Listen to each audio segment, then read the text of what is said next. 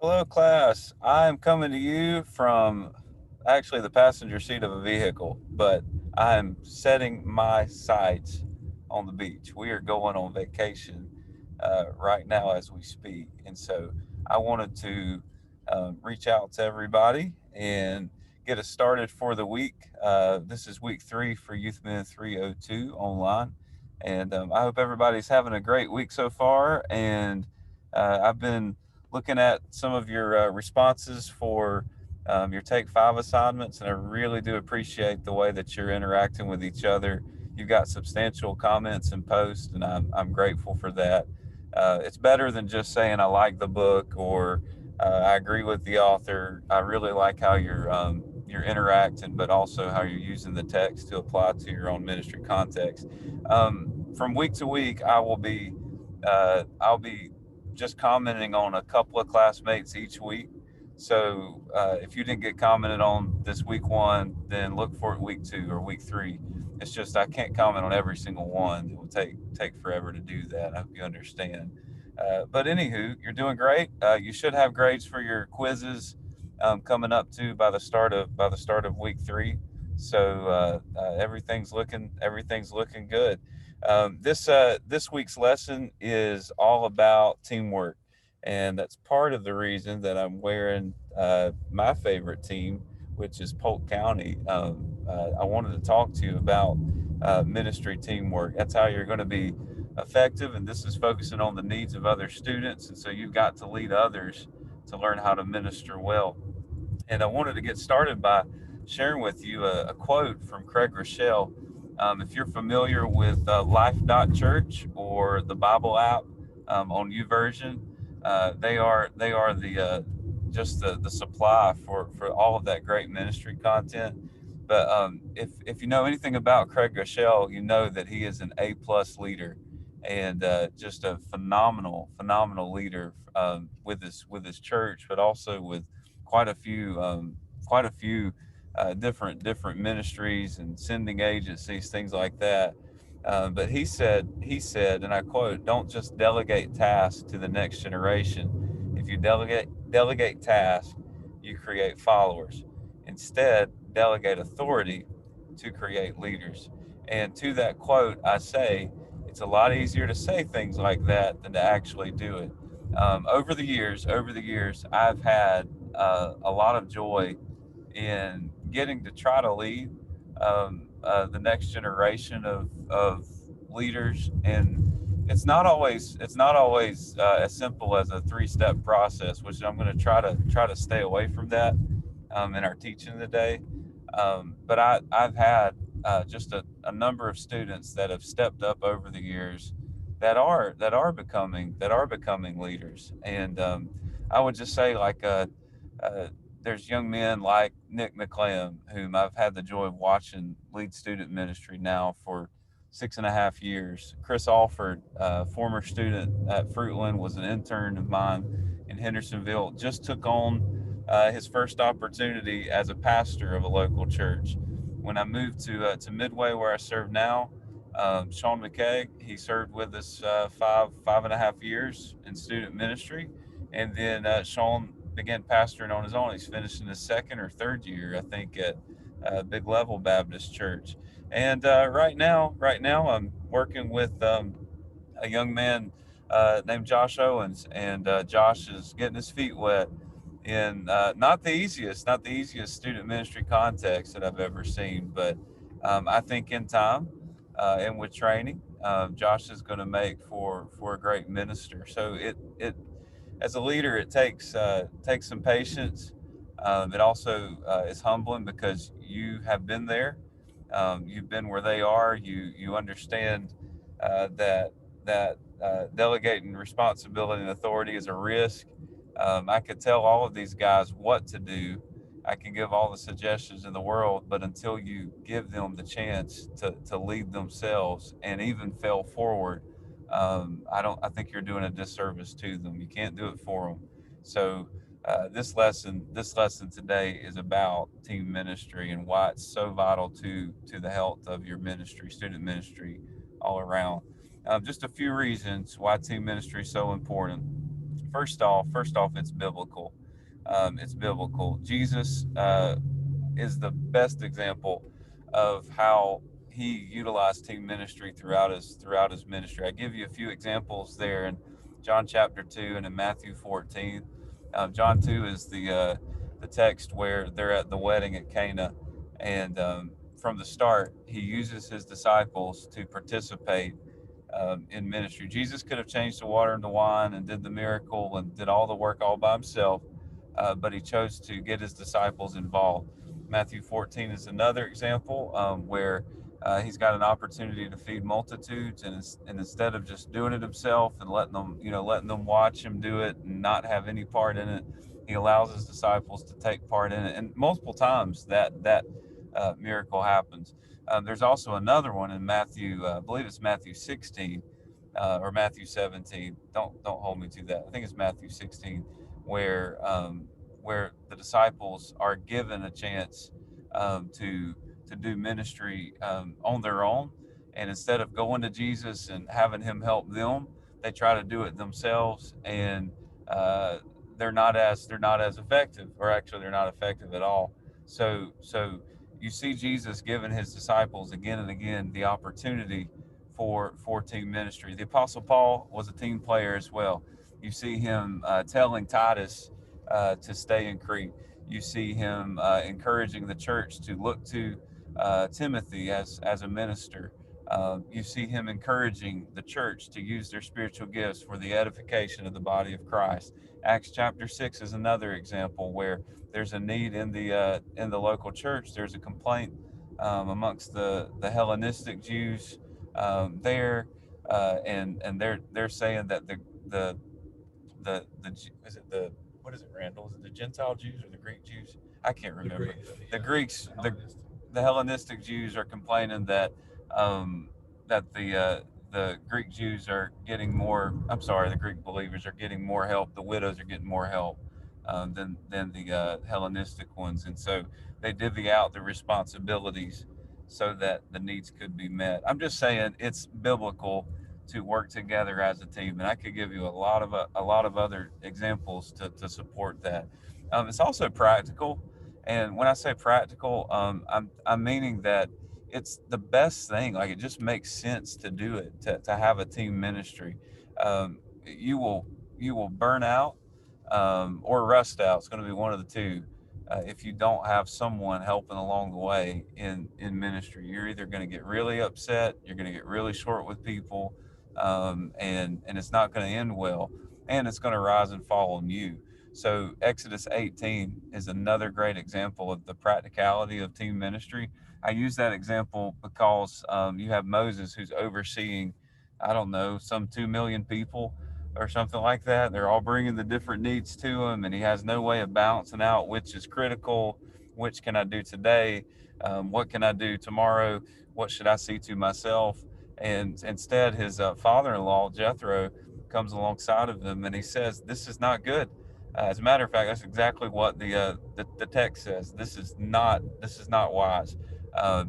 You are going to wear yourself out. And so it was Jethro um, who told Moses to divide up the people in groups of tens and hundreds and even thousands.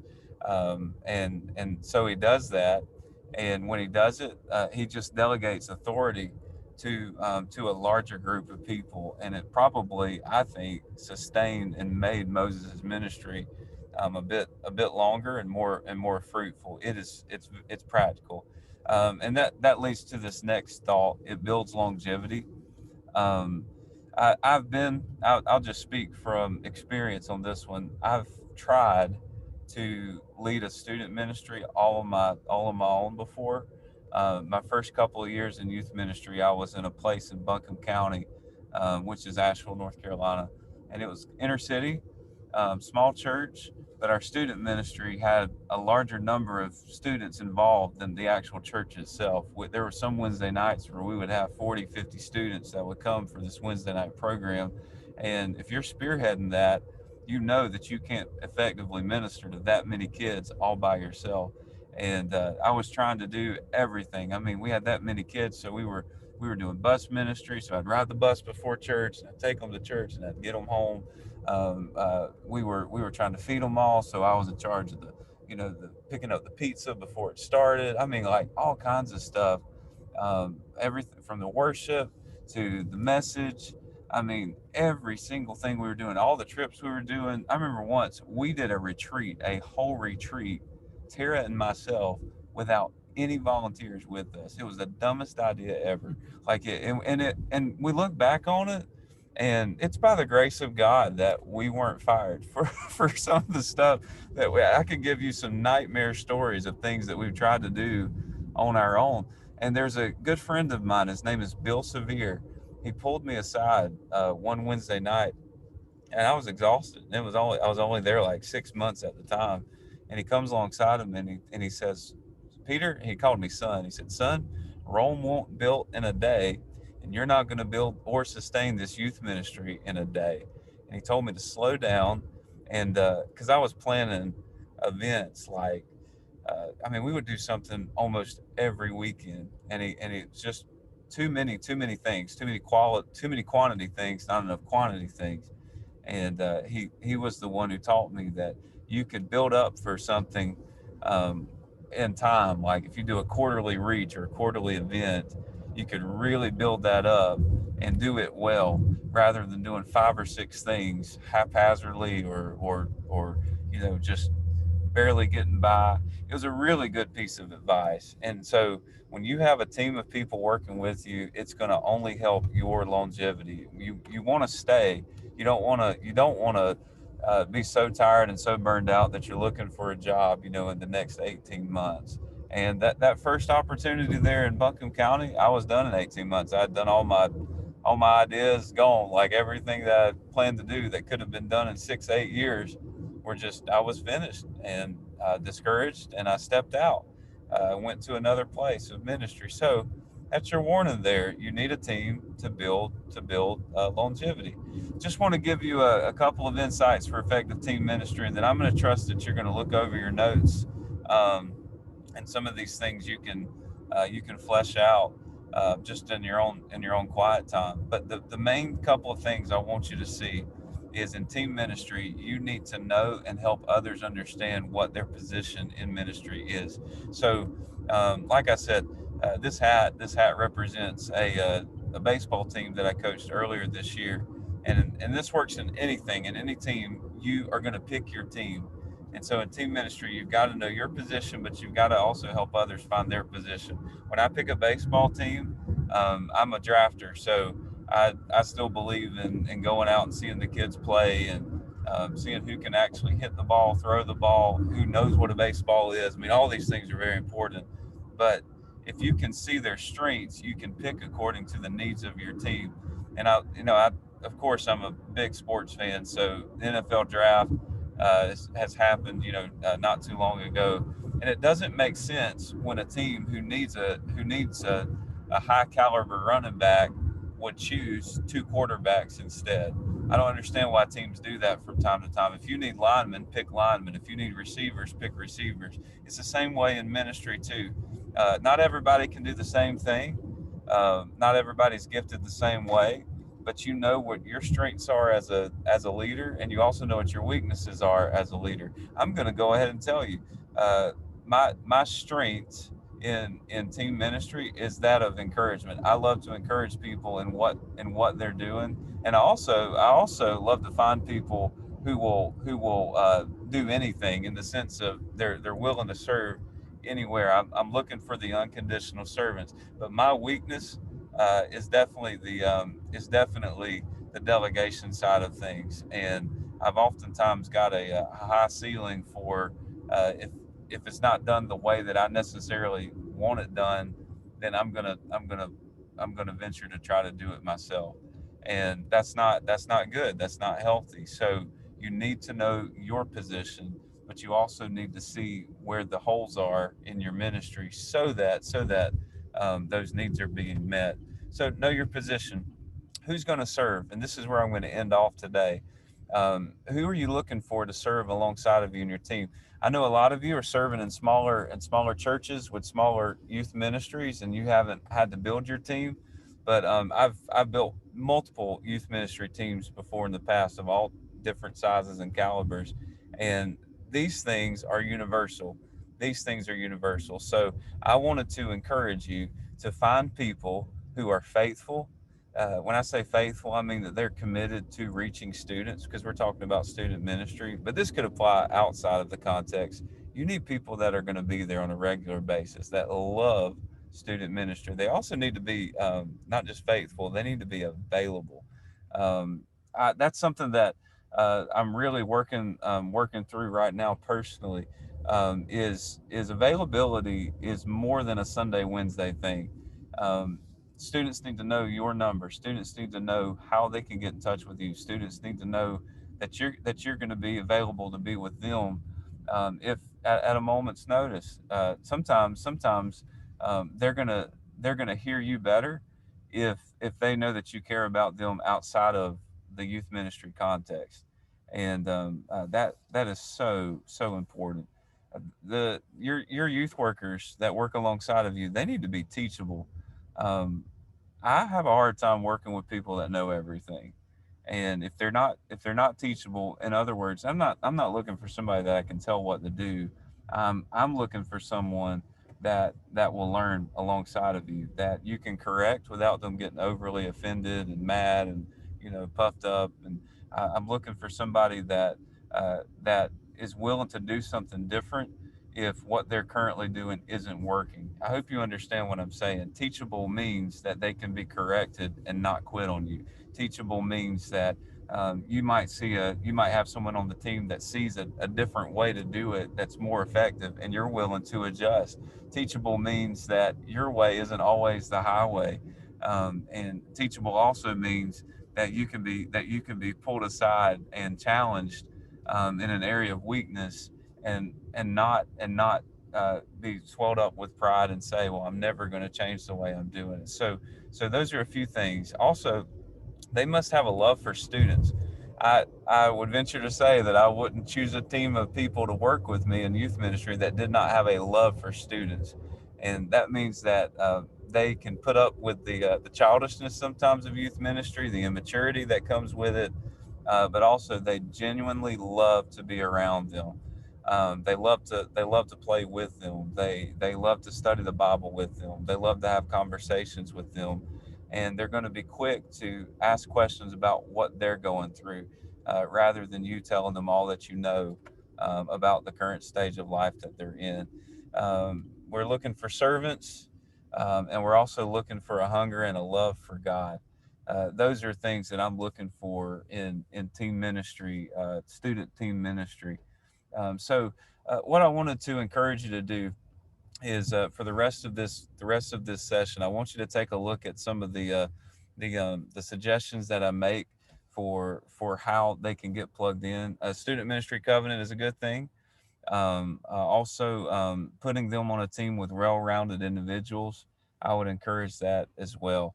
But I hope these things will kind of whet your appetite for team ministry. I am looking for today, in the response to this week's lesson, I'm looking for you to be able to evaluate the current situation of your youth ministry team. And the first question to ask is, do I have one? If you are operating Han Solo, then that's a sure sign that you need to put a couple of people around you to make a student ministry team. And then evaluate your own leadership. Are you leading them effectively? And I say this like I'm leading by example in this way. Just before I left a couple of days ago, I called our associate pastor and our intern, Josh, to come in together, and we evaluated the current leadership structure of our student ministry. And so with that, with giving Josh guidance, I personally had to say, you know what? Maybe I'm not leading you as effectively as I should. And so I of course said I'm gonna need to step up my game, to help you be a better leader as well. And also asking questions like, am I able to encourage them and feed them as they feed others? And then always look at your recruitment process. How are you looking for new leaders for your student ministry? Are they in your midst, or are they yet to be found? And then this all important one is, have your leaders caught on to the vision that God's given you for your ministry? So, anywho, I'm just trying to encourage you along in student ministry leadership. I'm really looking forward to the conversation that's going to happen this week as you evaluate your student ministries. Hope that you have a great week 3. I will see you when I see you, and hopefully when I come back, I'm much more refreshed after vacation. God bless you all. See you. Bye bye.